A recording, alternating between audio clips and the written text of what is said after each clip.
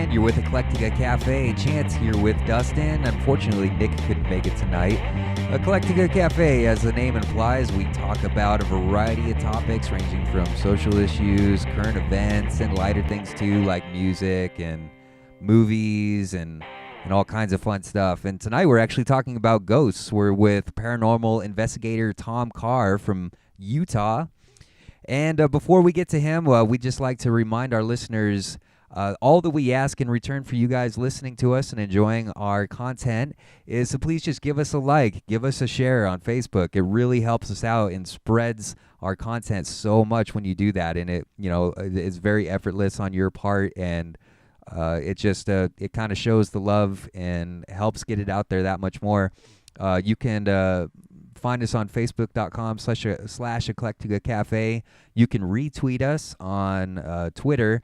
Our handle is @Eclectica Cafe, and you can find everything that we've done up to this point on soundcloud.com/Eclectica Cafe.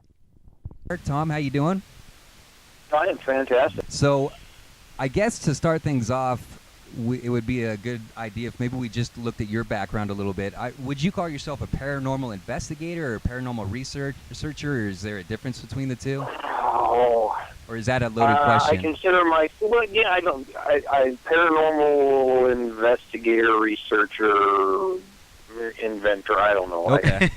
I'm a ghost hunter. I mean, a jack really, of all when things it comes paranormal. right down to it. Yeah. So, how did you get started? Like, what's kind of your origins into the paranormal? Chicks, girls. Chicks. Oh no! Hold up. Before we move on, I don't understand. Elaborate on that one a little bit. I feel like I was 16 years old. Me and a couple of my friends were in the basement with some girls playing Clue. And things weren't going the way we wanted it to, so we thought, let's take the girls to the cemetery next door and scare the bejeebies out of the girls, and maybe Clue would be a little bit more fun. So we took the girls to the cemetery, and we scared the crap out of the three guys that were there, me and two other guys, and screamed and left the girls in the cemetery, and we Clue was over for the night, and I don't ever think that girl talked to me again. But that's beside the point. It was fun. It was exciting. We didn't know what we were doing. We're talking 1988, 88. Wow. So, we had no idea what ghost hunting was other than Ghostbusters and Unsolved Mysteries and In Search Of. It was about the only thing that ever talked about ghost hunting. Right. For you younger kids, we used to have television shows that you had to watch when it was on the nights they aired. Yeah.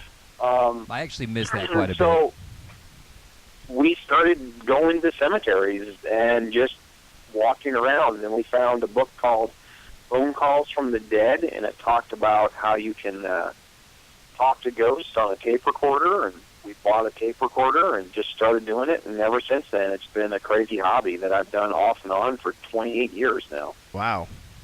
That's quite a long time to be talking spooky stuff. So, do you think that some people are more, I guess, someone is more susceptible or prone to experiencing paranormal phenomenon than other people, or is it just sort of a bag of traits and skills that somebody acquires? Well, I think a little bit of both. I think there are some people who are naturally gifted when it comes to feeling or sensing spirits. I think there's probably a big chunk of people out there who think they aren't. Right. But I also think, too, that, just like anybody that does something for a long period of time, they start to notice stuff, they start to learn things. I use the car mechanic analogy. A guy who's been working on, or a gal, that's been working on cars for a long time. You can pull into their shop, and they can just listen to your engine, and they know exactly what's wrong with it. Mm-hmm. Same goes with somebody who's been doing this for a long time. They can walk into a building, and they can just... I don't want to say that it's a feeling. It's just, you start noticing things, or you start hearing things, or there's common experiences that people have. Mm-hmm. And when you've been doing it for a long time, you walk into it, and you kind of go, okay, well, this is possible, and you go from there.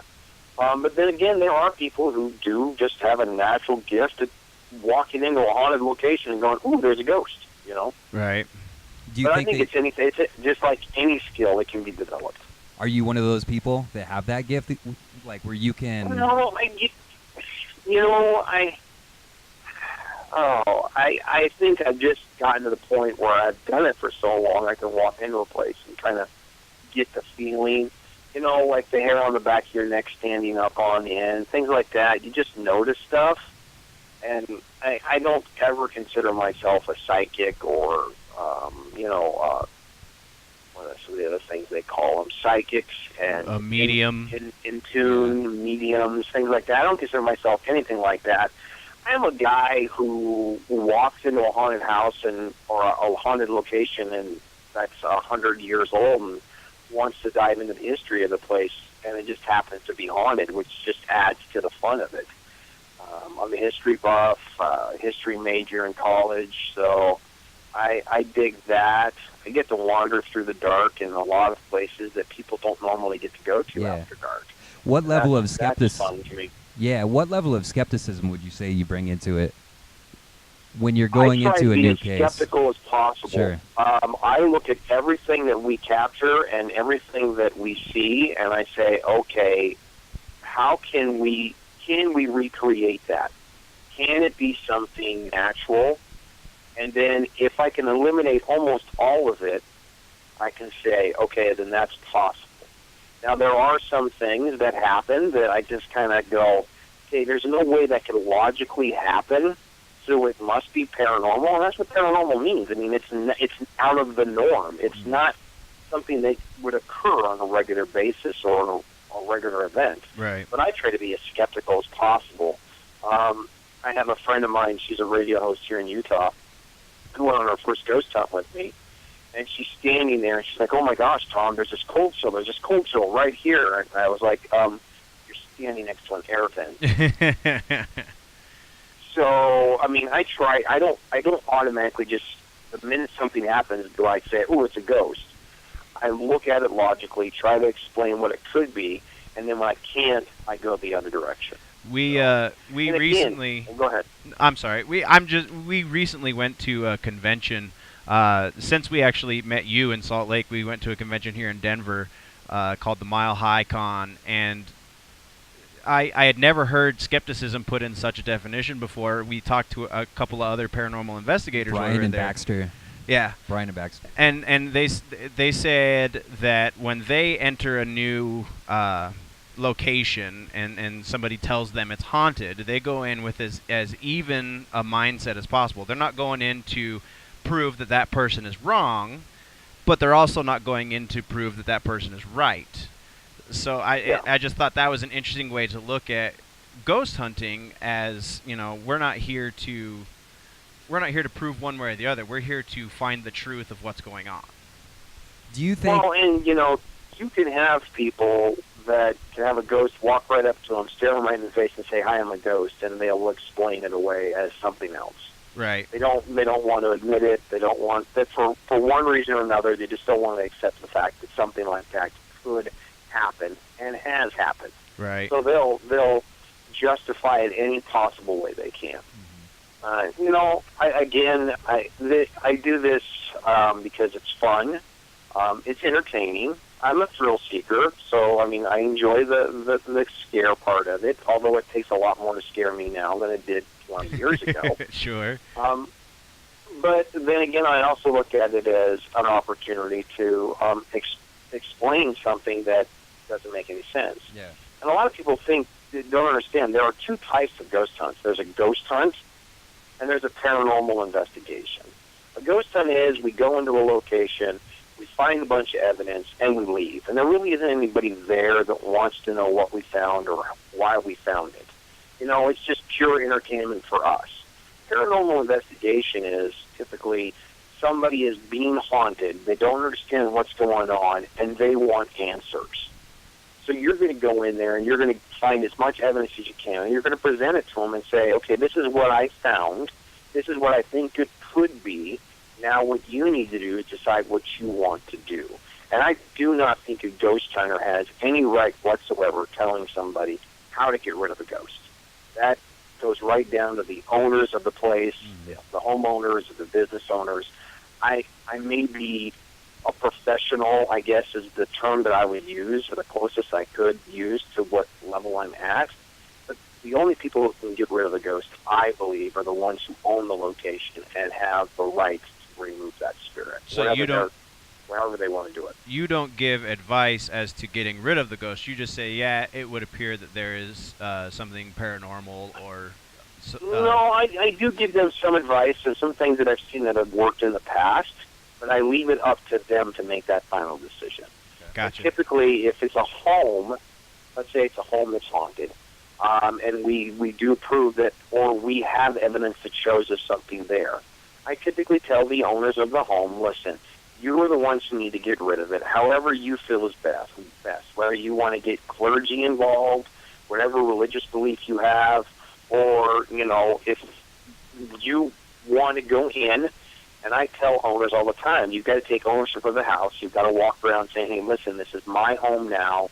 You need to leave. And everybody in the house has to, because if even one person doesn't want the ghost to go, most likely the ghost won't. So, a perfect No, I'm sorry. Go ahead. I was going to say a perfect example. I did a residential where they had a young child that was haunting the home. The family was freaking out about it.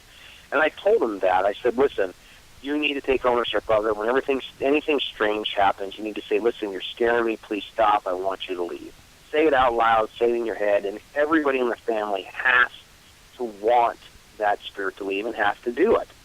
2 weeks goes by, and the mom calls me up, and she's all upset. She said, the ghost hasn't left. You didn't do anything. So I went back, and I found out that the young daughter, who was 8 or 9 years old, was playing with the ghost spirit, this ghost child.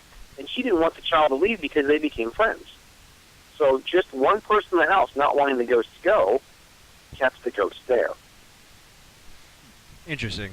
So getting back to the idea of skepticism, as we talked about a little bit ago, I see, and I think that this is a problem with not just paranormal reality shows, but just reality TV in general being extremely sensationalized and overblown and very scripted. Do you think that has become something that has caused a problem in paranormal research and investigation, or a lot of these TV shows where they're clearly going in to look for a ghost? They're not trying to explain away any sort of occurrence or natural phenomenon that could be causing some sort of something that can be construed as something paranormal, but they go in there searching for something that is ratings worthy, because of course you can't have a show if you can constantly explain away something. And what I see a lot of times happening is I watch these shows and they get overly dramatic and overly excited about the littlest things. Like a pen will drop in the room and they'll be like, "Oh my God, did you hear that?" And it just seems so over the top. And how has that affected your work in the last couple of years of the advent of these shows? Well, first, the positive. The television shows have been allowed me to hypothetically step out of the closet as far as a paranormal investigator. I'm in Utah, in a major religious state, where 20 years ago, if I walked down the street wearing a T-shirt that said Ghost Hunter on it, I'd be called into my bishop's office and asked a million questions. The TV shows has allowed me to step out of that per se closet. Yeah, it's brought it into the mainstream. Not hiding it anymore. So, I mean, in a positive view, the TV shows have been able to let me be a guest at Salt Lake Comic-Con. Has allowed people to be interested in this. On the negative side, I agree with you. It is entertainment. One of the best ghost shows I ever watched, and I love, and I'm still friends with a couple of the guys that were on it, were Ghost Cops, which was out of Chicago. And it was basically police officers who were, after hours, going into these places, investigating. But they weren't doing this creepy stuff. They were proving and showing the evidence. And there was a couple episodes where nothing happened. Show lasted 6 episodes. Why? Because people don't want to see the truth. They want to see the entertainment side of it. They want to see that thing. They just want to see what makes those bumps. They don't want to see that those bumps aren't really there. Maybe like a furnace or something. Exactly. A lot of people don't realize this, but most of those shows They make it look like they're there in that location for 5 or 6 hours and that's it. No, they're in those places for 2 or 3 nights. They're getting 20 or 30 hours of video, and then they're finding the best 22 minutes or 42 minutes to air on television. If I go into a location for 3 nights, you figure 6 hours a night, and the place is supposed to be haunted, I can almost guarantee you that you're going to find at least 10 or 15 minutes of something that we can use that people are going to go, what is that? Right. So they're hedging their bets, obviously. Right. But again, it's a TV show. People don't understand that. And then the other negative side of it is that anybody and their grandmother now thinks, all I have to do is grab a tape recorder, break into a haunted location with a couple of cameras, and I can become the next reality TV star. Not realizing, 1, they're going to get arrested. 2, they're giving the paranormal a bad name. And 3, not everybody and their grandmother is going to become the next TV star. Right. So there's a lot of people out there who have turned this into a business. And I think that has affected the paranormal investigation. I know a lot of people that were heavily involved as ghost hunters and paranormal investigators who just don't do it anymore because they were slandered or hurt, or other people were saying bad things about them because they wanted that person to have bad press, because they weren't getting the radio interviews like this other person was. There's Right. jealousy in this field. So and that it used to be, hey, we used to work together, but that was back when there was 20 or 30 paranormal teams in the entire United States. There's 30 or 40 just in Utah. Oh yeah. Colorado, I think, has got at least that many. Yeah. That kind of leads into another question of so because of these reality TV shows, it's kind of brought it kind of to the forefront. It's more of a mainstream thought process that there is such a thing as ghosts and hauntings and all this paranormal. Do you feel from the standpoint of believing in it makes it worse? Is that kind of, or not makes it worse, makes it more prevalent perhaps? Is that the case, or is it more people are just seeing things that aren't really there on the hopes that it's a haunting? I think there is a percentage of people that are seeing something, and instead of trying to figure out what it is, are automatically saying that's what it is. Right. One of the things that annoys me, or just drives me completely insane, is the TV shows. When anybody gets scratched, pushed, shoved, anything negative, they're not looking at the fact they just spent the last 20 minutes dropping the F-bomb and trying to piss off the ghost. Right. When the ghost does get angry, the first words that come out of their mouth is, it must be evil, it must be a demon. No, you just spent the last 20 minutes pissing off whatever's in that house, harassing cussing and screaming at them. So that drives me crazy. Again, I've been doing this for 28 years, and I have only experienced something that evil, demonic, 5 times. And all 5 of those, there was something negative already happening in the home, Right. or in the location. So what kind of negativity would you say brings on that sort of demonic presence or dark presence? Well, in the 5 cases, there was some very common things: alcoholism, child abuse, pornography, things that something dark and evil is going to want to go into. Those negative Kind of energies. feed off of. That's what they're feeding off of. Somebody who's in a house that a family lived in for 50 years, and for some crazy reason the dad has decided to pass on and is still living in the home after he's dead, and isn't happy about the fact that you just torn down the wall that his wife painted and has all these memories, and now he's upset about it and attacks you because of it, isn't evil. He's just a very upset dad or husband. But the TV shows make it look like any time somebody gets scratched or pushed, it must be something satanic. Is that And something? That is far from the case. Is that something that you find yourself having to explain to your clients? It's not Yes. that this is an evil presence; it's just that you have disturbed it in some way. And I never ever walk in and say, okay, that's not evil. That's not the first words that come out of my mouth. let's find out what's going on, and then we discuss what it could be. Because honestly, it could be something evil. You never know. So that's the other issue I have with people that are getting into the paranormal. When you first start into this, I suggested you go to museums or you go to historical sites. You don't go do, Mr. Jones' house down the street for the first time. That's extremely haunted, or residential, because you're supposed to be professional. So now we have these 3, maybe 4 ghost hunters who have saw a television show and say, hey, let's go talk to Mr. Jones down the street who lives in a 120-year-old house that we know is probably haunted, walks in there, and something attacks them because they offended whatever one way or another. Then these people who are supposed to be professional ghost hunters scream and run out of the house. And now the homeowner is sitting there going, oh, my God, what is going on in my home?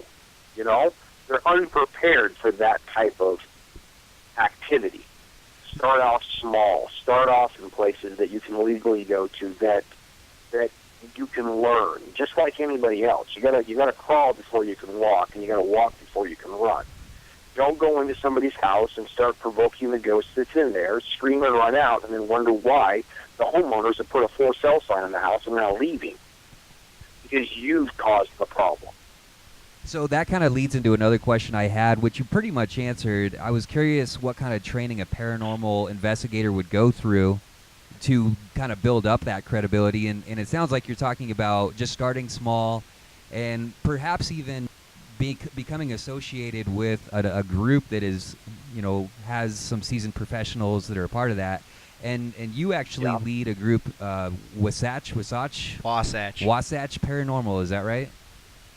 I ran Wasatch Paranormal for almost 9 years. I stopped doing it because of the issues of the backbiting and stuff like that, and it wasn't what I was doing or why I was doing it. So I closed Wasatch Paranormal down, and I opened Just a Ghost Hunter. And all it is just people all over the state of Utah, all over the country, that's all they do, is they don't have a group per se. They don't have fancy T-shirts or they don't have meetings or some office that they go to once a week. We're just people who go out and enjoy it. Every now and then I'll just post on there, hey, who wants to go on a ghost hunt? And I'll just take whoever. Say that for us one more time so we can get a little clearer. What was the name of the group? Just a Ghost Hunter. Just a Ghost Hunter. Just a Ghost Hunter. That's it. Cool. As far as learning goes, going out with another team is a great way. Starting small is a great way. Research. There are a lot of books out there on how to be a ghost hunter. My personal favorite is Talking to Yourself in the Dark, a how-to guide to the paranormal. It's written by this guy named Tom Carr. Interesting. I was going to say that sounded familiar. Personal plug. A little plug. It's a humorous look at ghost hunting, but I have some serious stuff in there too. For sure. It's a real simple, small book. It's you can get on Amazon, I think, for $1 on the digital copy. It kind of teaches some things to do, how to have an EVP session, how to even get into a location, what do you do with the evidence, things like that. But there's other books out there to read. There's other teams out there. Watching the shows is a good way to get interested and learn some things, and then to take it to the next level is to go out there and experiment, and then just slow by gradually grow and get better at it. Just like any hobby. And that's what it is. It's a hobby. Yeah. Too many people think it's a job or it's going to be their next career. No, it's a hobby. It's like playing Dungeons and Dragons or video games. It's just something we do for fun. So you had mentioned before you're based out of Utah. You're in the state of Utah and the LDS Church. Are you yourself religious? Yeah, I'm LDS. You are LDS? So going through your experiences as a ghost hunter, have you picked up any static from the church? I also was raised LDS, so I can I joke about that. The only issue I have is every now and then I'll have a bishop call me into his office and ask me if I've done anything that's against church policy, and my automatic standard response is, other than sacrificing the goat at midnight, no. It really, all I'm doing is walking around talking to myself in the dark. I'm not diving into any satanic stuff. I'm not doing anything that would be against church policy. Honestly, the Mormon faith, and like a lot of faiths, we believe that the spirit world or purgatory or whatever it is that we go to after we've died is here on earth, and it's just separated by a thin veil. Right. You know, and that's who we're contacting. Growing up in the church, I got, because I started getting into ghosts and stuff when I was a kid, and I got that response a couple of times. But I also had some, like, first counselor was a good friend of the family years ago, and he almost told me, and he didn't use these words specifically, but this is what I took from what he said to me, was that ghosts don't exist aside from spirits of, dead relatives. He was dismissing the idea that a ghost could be a negative experience. So that hasn't been something that you've run into with the church? Not in a long time. I did a fireside on ghost hunting. Oh, wow. For those that aren't LDS, fireside is where a bunch of youth come and ask questions to somebody, kind of a lecture kind of thing, but it's set in the church kind of venue kind of thing. That's interesting. So, was that a popular fireside in your ward? Oh, it was huge. Yeah, it was. I mean, and I've got kids in my ward now in my church that ask me questions all the time and want to go on ghost hunts, and I mean, I have. It's not a taboo subject anymore. It's, this happens. And you have to explain it to any religion. You have to explain it logically. Right. It's not just the Mormon faith. It's the Catholic faith and the Jewish faith. The Jewish faith have a strong paranormal, especially like the Gypsy Jews, paranormal kind of belief. In the ever after and things like that. So, and family members and things of that nature. So it's not. I don't think that there's anything wrong with it. I just think that it wasn't a norm 20 years ago. Right. Mm-hmm. It was that kind of. Dungeons and Dragons is a very good example. 20 years ago, people played D&D. And it was like, oh, you must be worshiping the devil. And they imagined we were in the basements lighting candles and praying to Cthulhu.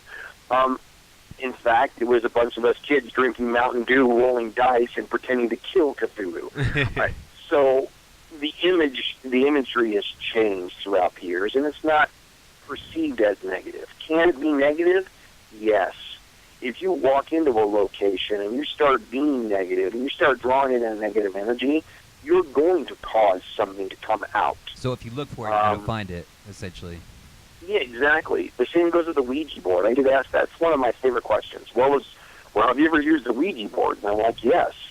And they're like, well, don't you think it's evil? I said, my Ouija board's a pink Ouija board that comes with cards asking questions about, that I got at Toys R Us, asking questions who you're going to the prom with. It's not the device that's evil. It's the questions you ask or how you use the device that can lead you down the path. How would you address? I've heard a lot of people explain that when you open up some sort of a channel to the paranormal, you can't be selective in who you're opening that up to. So if you open a gate, anything can come through. Is that kind of like a sensationalized explanation, or? I don't believe you can. I don't think there's a person out there that can open up some sort of paranormal door to the other side. I don't think it's. I don't think there's anybody in this entire world that has some sort of key that can open up some portal that it's going to allow anything to come in. I guess I don't believe that. I'll rephrase that. I mean, if you're attempting to make contact with the paranormal, essentially everything else can hear you at the same time. So can you be selective? Yeah, I don't know. But then again, that comes right down to the same thing of what questions are you asking? I'll use the Ouija board analogy again. People could say, well, I used the Ouija board when I was in high school if it's evil. And I said, why? Well, we were in the basement. We had lit some candles, and we were asking if the devil was real. I'm like, I wouldn't do that in the middle of a day. Why would you do it in the dark with candles? You're just inviting that negative energy in. If I walk into one of my favorite EVP questions, those that don't know ghost hunting, electronic voice phenomenon, a question that I ask a ghost so I can get a response, is, where did you bury the gold? I really hope to get an answer to that someday. Or, what's your social security number? What's some other favorite ones? Here's another favorite one. And think about this. Let's walk into a haunted location from the late 1800s, early 1900s, where we know that there has been deaths in that time frame. Right. Walk in there and ask the question, do you know that the President of the United States is black? Is black. Think about that. That would be what? Albert Einstein, who was only from the 70s, coming to nowadays, would be blown away. You know, Malcolm X, if you were to channel Malcolm X's ghost and say, hey, by the way, the President of the United States now is black, he'd be like, BS, what are you, crazy? You know? So those are the type of questions. Yeah. The ones that you avoid are the ones, are you evil? Can you attack me? You know, things like that. Why would you ask those questions? Yeah. I wouldn't walk up to a serial killer and interview a serial killer and ask him if he thinks I look tasty. Right. So why would I do that? Yeah, something that I asked you after your panel at Salt Lake Comic Con that you answered very well and has actually helped me quite a bit since then is, so I have a religious background as well. I'm very faithful, and my background is in Lutheranism, but at the same time I enjoy things like the paranormal and researching the paranormal, and I also enjoy scary stories and horror movies and that sort of thing. So I constantly have kind of like a conflicting paranoia or fear where I sometimes wonder if when I'm looking, watching horror movies, am I essentially disowning or letting the God out of my heart at that moment and allowing dark things to be more present, or is there, I don't know, do you see what I'm saying? Does that make sense at all? Or yeah. And how would you address that? Didn't I say something about if it starts getting really dark and negative and stuff like that, just throw in a comedy and invite some friends over and just lighten up the mood? Yeah, and I mean, that really did help. And that's what it is. Okay, yeah. I'm a huge horror film fan. I've written some horror movies. I've got, one of the things that I like to do is I'm a script writer. I'm a filmmaker. And I dig classic horror movies. I dig gore films, but I'm not going to sit and have a marathon of Saw. I'm going to watch Saw, and then I'm going to go and watch Abbott and Costello, or something that's extremely hilarious, The Three Stooges. Something that's going to lighten the mood up. Right. So it's kind of just like anybody that's going to draw themselves into that negative energy is going to just keep going down that tunnel. So it's kind of just like anything that we consume. It's things in small doses, nothing in excess, that sort of thing. Everything in moderation. Yeah, and that's anything in moderation. I found that for a while there, I was getting so involved with the paranormal because we were so busy and we were so popular, and that's probably another reason why I shut down Wasatch Paranormal. I found that it was taking time away from my family and from my other hobbies and other things that I enjoy. And it was like every weekend I was going on a ghost hunt because it was exciting. It was fun. It was new, and everybody was inviting me. And I just got to a point where like, okay, wait a minute, this is taking over my life, and this isn't supposed to be taking over my life. This is a hobby. This is not something I should be doing every single day. And the same goes with anything that we do: video games, television, movies. If you're going to be obsessed with something that you want to have take over your life every single day, let's make it something that's going to be educational and uplifting. Reading, studying, talking to our friends. How many of us have a conversation with our friends face-to-face anymore? How many of us dive into the text message? We actually had a whole episode of the podcast where we were talking about that. That's kind of an ongoing discussion with us is new communication technology. And it goes right back down to the paranormal. Some of the best evidence I've ever captured is when me and my friends are just sitting around talking about what happened during the night and having a good time and enjoying each other's company. That goes with anything that you do. Just enjoy what you do, and then and then move forward and learn from it. Sure. Don't make it such a negative thing.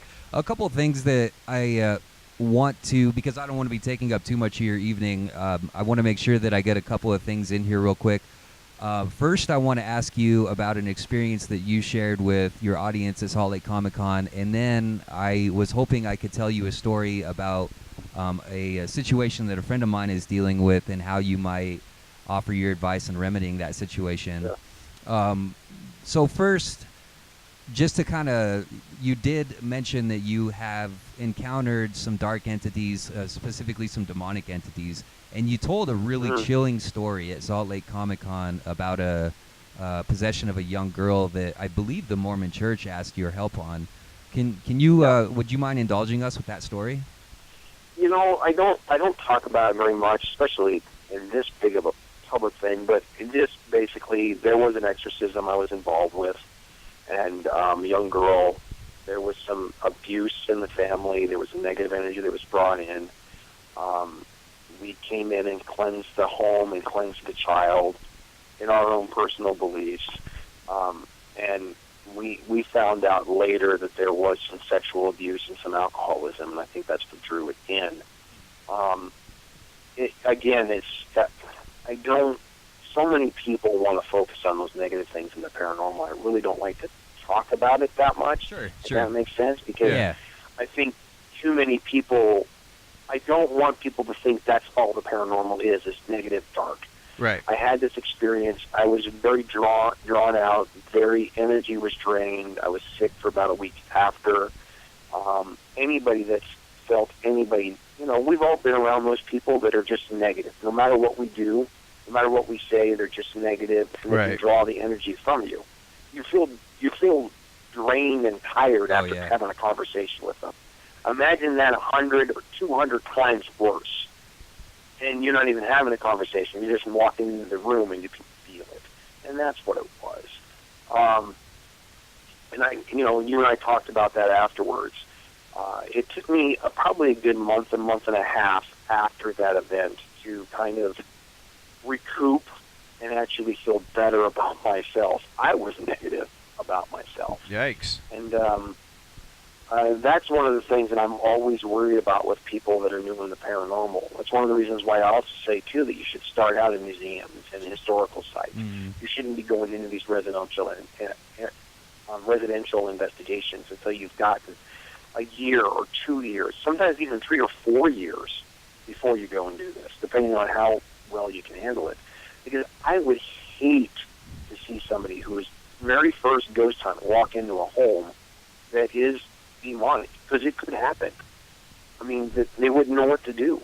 Right. And I would be afraid that someone would get hurt. I mean, And we're I think talking paranormal activity times 2 million, Right.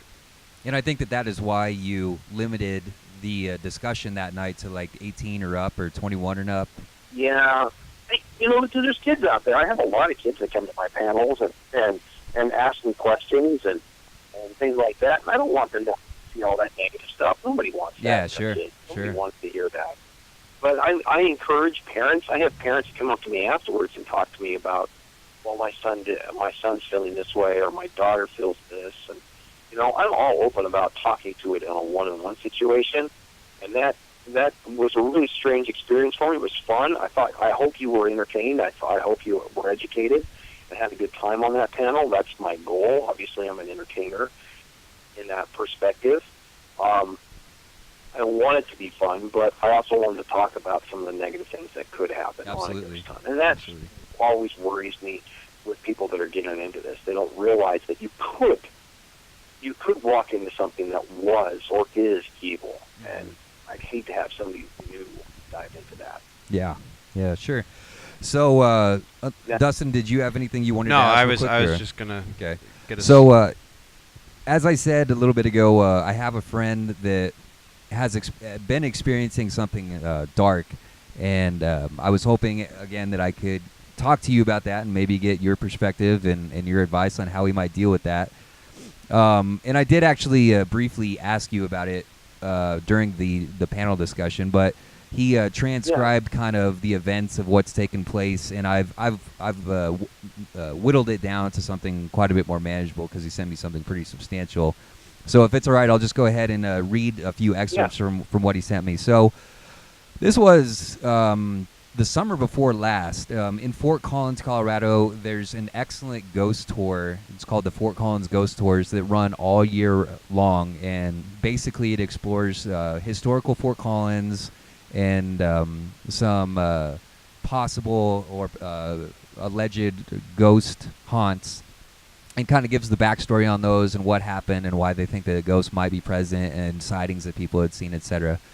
So my friend, who is also raised LDS, and when I knew him at this point, had adamantly pretty much sworn off religion and Christianity and Jesus altogether. He kind of just didn't take it seriously at all. So he went on this tour, and one significant part about that is he booked it on the night of Friday the 13th because he was kind of hoping that that day, being the dark history of that day of the Knights Templar, the history that people know about that might bring up some sort of excitement during the tour. So I don't know if that had much to do with it or not, but anyhow, they went along the tour, and he said that all through the tour he was pretty bored and just kind of thought it was funny. And the tour ends with a location where a man was married to a 14 or 15-year-old girl. The young girl was very beloved in the town, and for whatever reason, the husband, who was a grown man, became drunk and belligerent and killed her. And a lynch mob came for the guy and I believe hanged him. And there's a location. The house is no longer there. I believe it's like a garage now. That used to be the couple's home where she was killed. The group was taken into there, and he said, he thought it was kind of silly, it was stupid or whatever, and he felt, he said he felt sort of, or he heard kind of like a feet dragging across the ground. Here, let me get to the point where he mentions that. If you give me a second, let's see.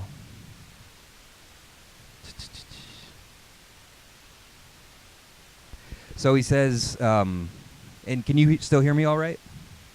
Yeah, I hear you fine. All right. He says, we all waited while the tour guide opened the locked door. I was the last to step into the door to the old house. I looked at one of the tour guides at this point and asked her why she wasn't coming in. She said, I'm not coming in because I don't like this one.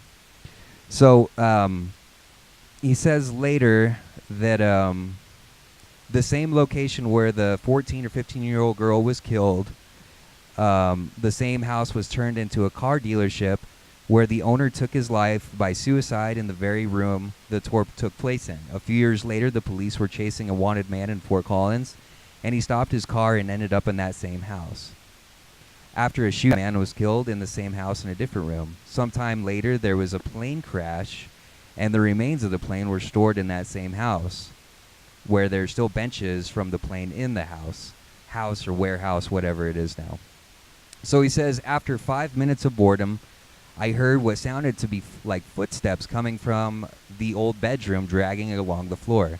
I turned on the light on my phone and started checking out the noise. I remember thinking I bet it was rats or mice. 30 seconds later, I remember hearing that same noise again. It sounded like feet dragging along the floor again, and it was getting closer. All of a sudden, I felt heat, almost as if I was standing next to a bonfire, hitting my face and neck. It started to flush my face, and I knew exactly what it was. I quickly went to my dad, who was about 12 feet away, and asked him to stand next to the door. He turned on his light to check it out too. Nervously, he turned to me and said, I've got to go. On my way back to the car, I asked my dad, did you feel that intense heat? He said, yes, I did. I can usually stay calm under those situations, but that was the strongest I'd ever felt. The following day, my family was flying to San Diego to visit Disneyland and some family, and leaving me home for 14 days by myself. On that first night, he says, around 11:20 p.m. or so, I woke up and felt like something was watching me. I looked around and went back to sleep. Real quick, I should mention, I forgot to mention, after he heard those what he said sounded like dragging feet in this old house, he said that because he was a non-believer and he thought it was bullshit, basically, he started under his breath to say very, very vitriolic and coaxing things. I can't tell you exactly what he said, but they were antagonistic type language that, something that you would say to try to pick a fight with somebody, talk shit, basically.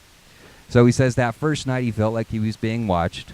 Again, the second night he started losing some sleep. He felt like he was being watched even more. And night 3 was getting stronger. Night 4, he said, I started to create fear for something I had not seen before. Night 5, a sense of something watching me grew in strength, and fear grew as well. Night 7, he was experiencing insomnia. And then night 8 is where it gets interesting. With the lights on, I saw what I believe to be something trying to manifest itself right before me. I was about to fall asleep. Fear drove me out of the room and onto the couch, with the kitchen light on the entire night, maybe 2 hours of sleep. On night 9, he says, I was staring at a quilt on the wall, and I instantly felt like an object was trying to manifest itself again at the bottom right corner of my bed. I was scared shitless. I was staring at it, and I couldn't move. It looked like an old black and white TV with nothing on. I was staring into a black and white blob that started to form into a shape of what I thought resembled a human figure. I was frightened and ran into my daughter's room, turned on the light, and spent the night. Very tired. I still had levels of insomnia.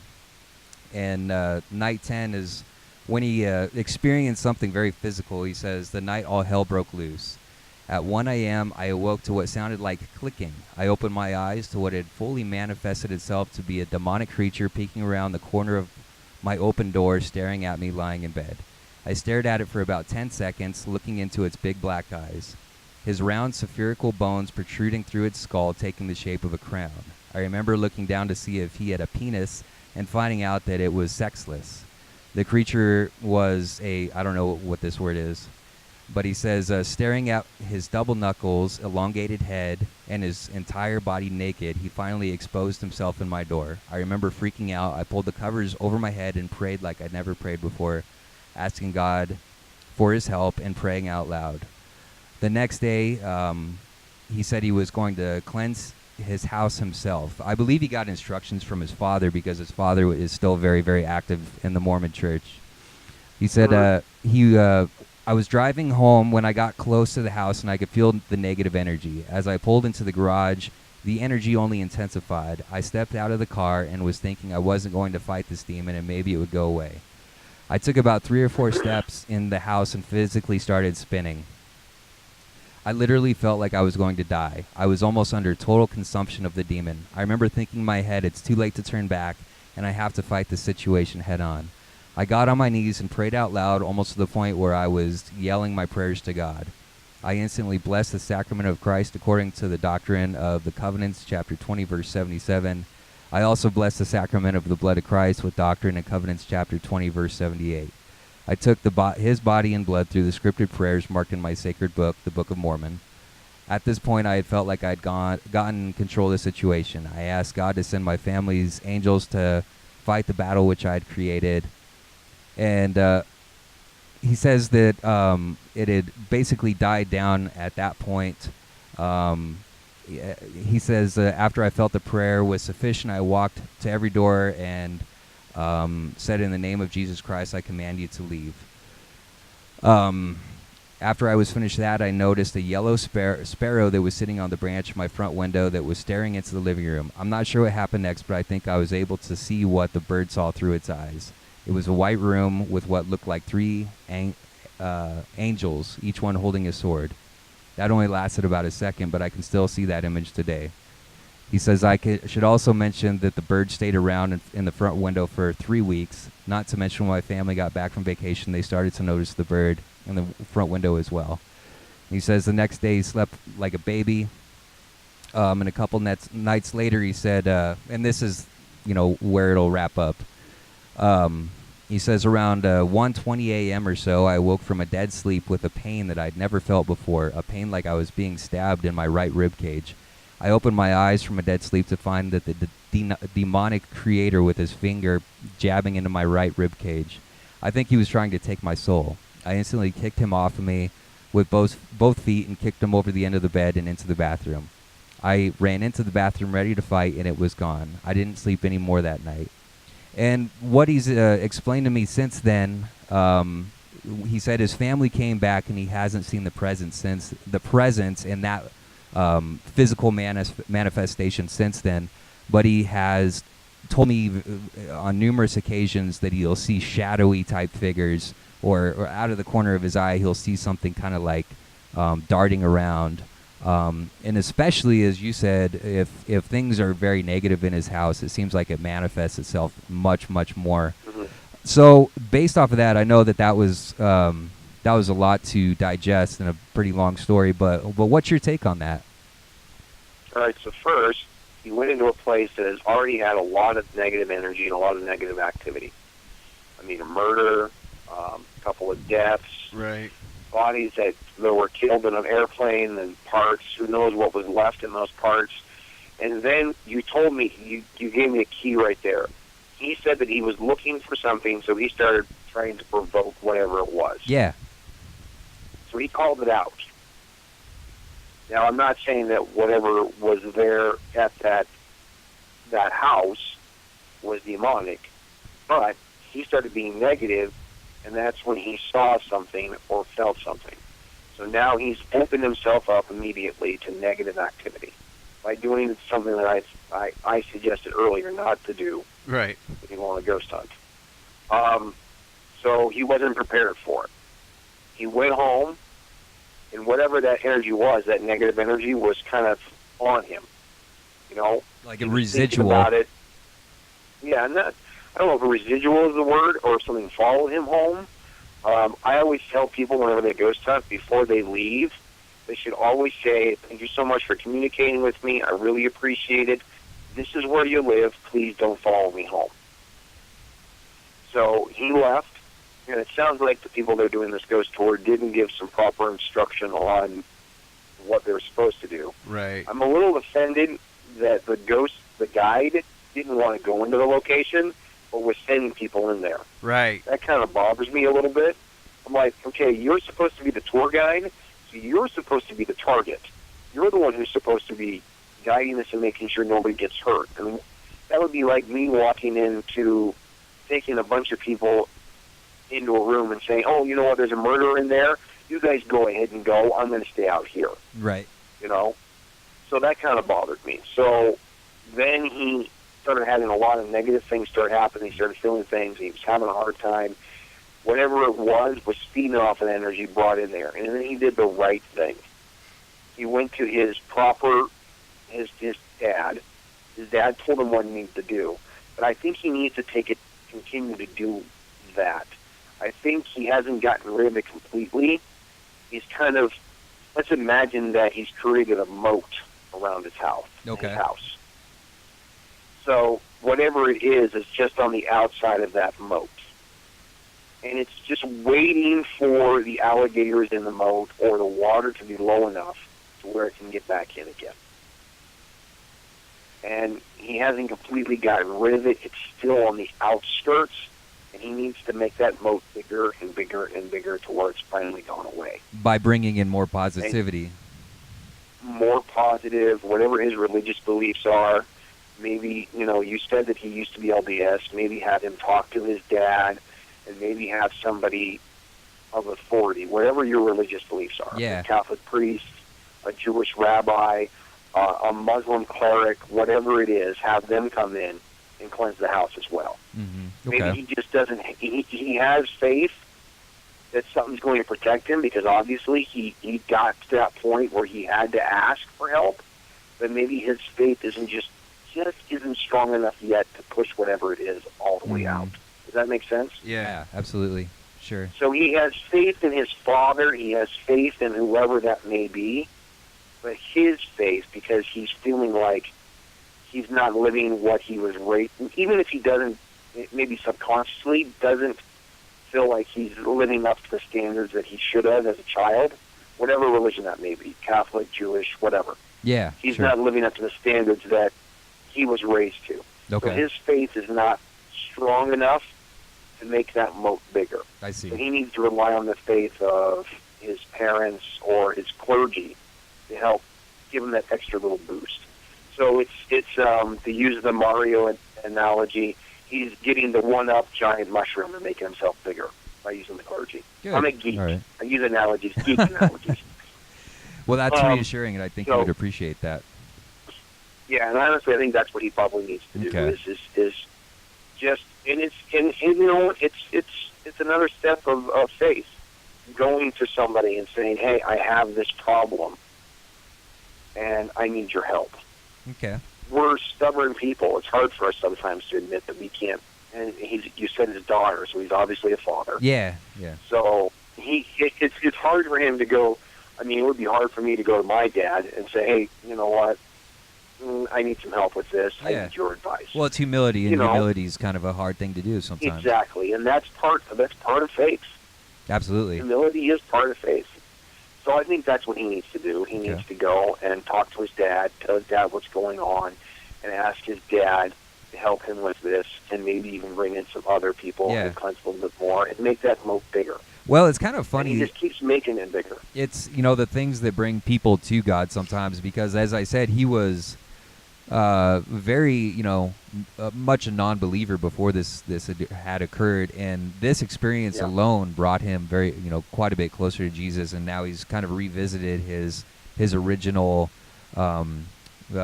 ideology, and I think that has certainly helped quite a bit. So I think he'll be reassured to know that this will only help. So well, You know what? I'm just real quickly. yeah. One of the greatest lines I've ever heard in anything ever is in the movie Serenity. I'm a huge Firefly fan. Yeah. Another geek reference. Bishop's dying, and he's looking at Malcolm Reynolds. And what does he say? "I don't care what you believe, just believe." Sure. Yeah. Yeah. And ultimately, that's what it is. I don't care what you believe, just believe, whatever it is. Sure. Well, that was Tom. I really appreciate all your time, and it's very valuable to us that you took the time to talk to us. And Love just to do it. It's yeah, awesome. just one last time, if you want to go ahead and let us know where we can find you, and all of our listeners as well. Yeah, throw in some plugs, man.